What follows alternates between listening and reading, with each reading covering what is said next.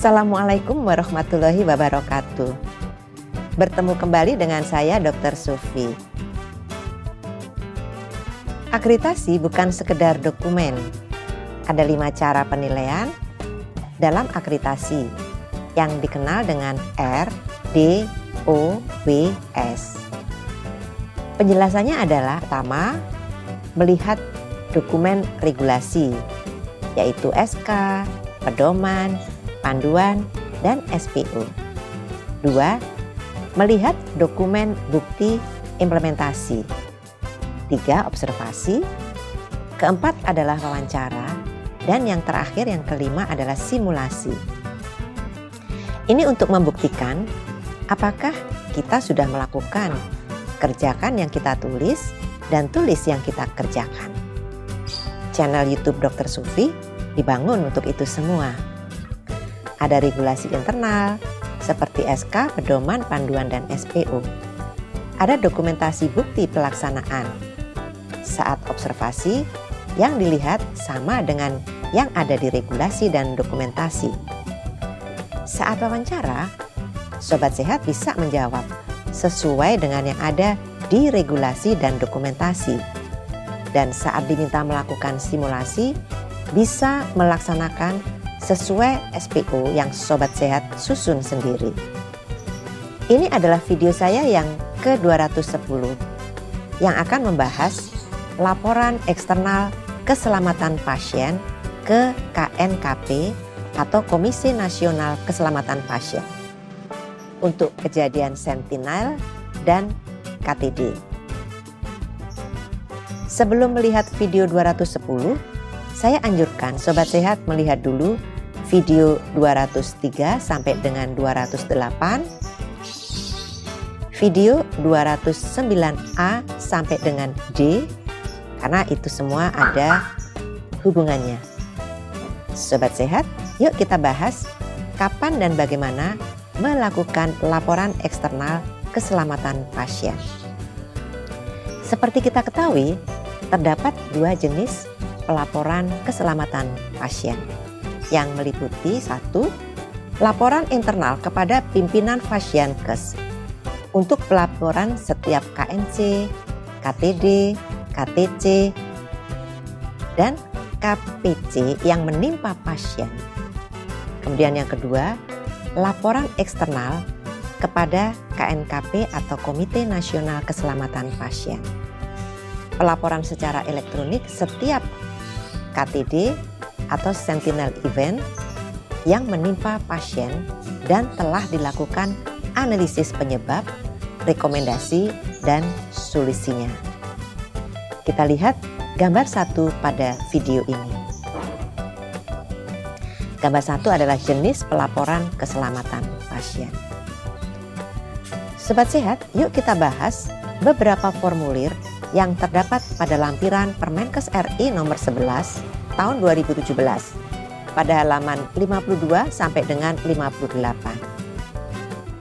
Formulir 2 adalah form data rumah sakit atau fasilitas pelayanan kesehatan lain untuk pelaporan insiden ke Komite Nasional Keselamatan Pasien melalui pos yang terdapat pada halaman 52 sampai dengan 57. Kemudian formulir 3, laporan insiden eksternal atau panduan e-report bagi rumah sakit dan fasilitas pelayanan kesehatan lain pada halaman 57. Dan formulir 4, alur pelaporan insiden keselamatan pasien di rumah sakit. Kemudian untuk fasilitas pelayanan kesehatan lain menyesuaikan. Ini terdapat pada halaman 58. Kita lihat formulir 2, yaitu forum data rumah sakit atau fasilitas pelayanan kesehatan lain untuk pelaporan insiden ke Komite Nasional Keselamatan Pasien melalui pos.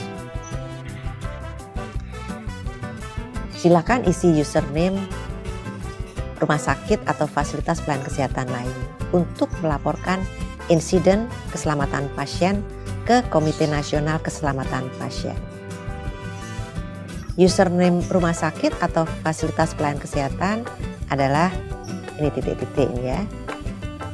Jadi ini bisa diisi sendiri oleh sobat sehat, dan yang dikirim melalui e-report ke KNKP itu bersifat rahasia. Untuk laporan yang dikirim ke Komite Nasional Keselamatan Pasien mempunyai beberapa catatan ya. Pertama, laporan ini hanya dibuat jika timbul kejadian yang menyangkut pasien. Laporan bersifat anonim, tidak mencantumkan nama, hanya diperlukan rincian kejadian, kemudian analisis penyebab dan rekomendasi. Untuk mengisi laporan ini sebaiknya dibaca Pedoman Pelaporan Insiden Keselamatan Pasien atau IKP. Bila ada kerancuan persepsi, isilah sesuai dengan pemahaman yang ada. Kemudian isilah semua data pada laporan insiden keselamatan pasien dengan lengkap. Jangan dikosongkan agar data dapat dianalisa. Segera kirimkan laporan ini langsung ke Komite Nasional Keselamatan Pasien atau KNKP. Ya, kita lihat harus diisi kode rumah sakit dan pasienkes lain melalui situs yang tertera di dalam video ini. Semua data sudah tertulis, sobat sehat tinggal memberi penandaan atau centang ya. Semua format, semua isian yang sudah disiapkan, upayakan terisi semua. Arti dari masing-masing sudah pernah saya jelaskan pada video-video sebelumnya. Kita lihat ini formatnya di dalam video ya.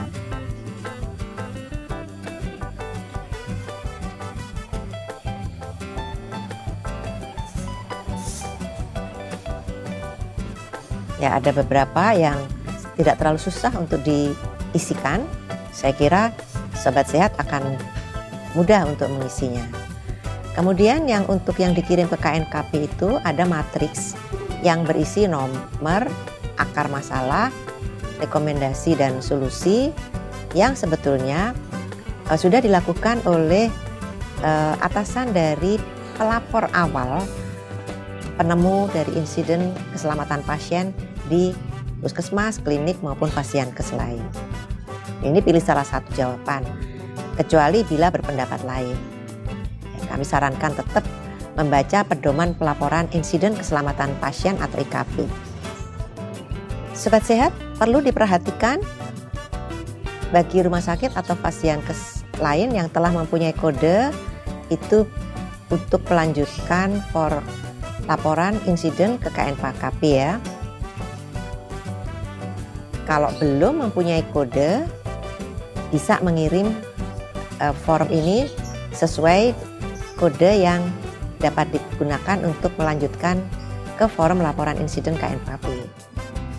Nah, kalau teman-teman merasa belum jelas, bisa menghubungi Sekretariat KNKP, Dirjen Yankes dengan kotak pos yang tersebut di dalam video ini.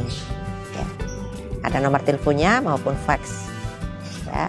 Ada alamat emailnya juga. Jadi sudah sangat mudah.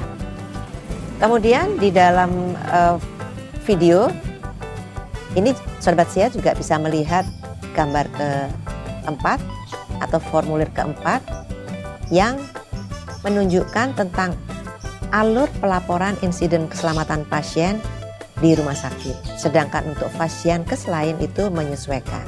Ya, kita lihat ini alur-alurnya sangat mudah dipahami. Nah, berarti kalau teman sobat sehat sudah melihat ini semua, tolong lakukanlah pelaporan insiden keselamatan pasien agar kita mempunyai pengalaman pembelajaran sehingga kita tidak melakukan lagi kesalahan yang sama sehingga tidak terjadi insiden. Demikianlah sobat sehat, di video 210 ini kita telah membahas kapan dan bagaimana laporan eksternal keselamatan pasien dilakukan. Sobat sehat bisa melihat lebih rinci pada Permenkes RI nomor 11 tahun 2017 tentang keselamatan pasien. Masih ada beberapa pembahasan tentang keselamatan pasien, namun kita tunda dulu ya. Karena kita akan bertemu di video 211 untuk membahas tentang pengenalan penyelenggaraan perizinan berusaha klinik. Sampai di sini dulu ya. Saya tetap mengundang masukan dari Sobat Sehat. Silakan sampaikan di kolom komentar. Semoga selalu sehat. Wassalamualaikum warahmatullahi wabarakatuh.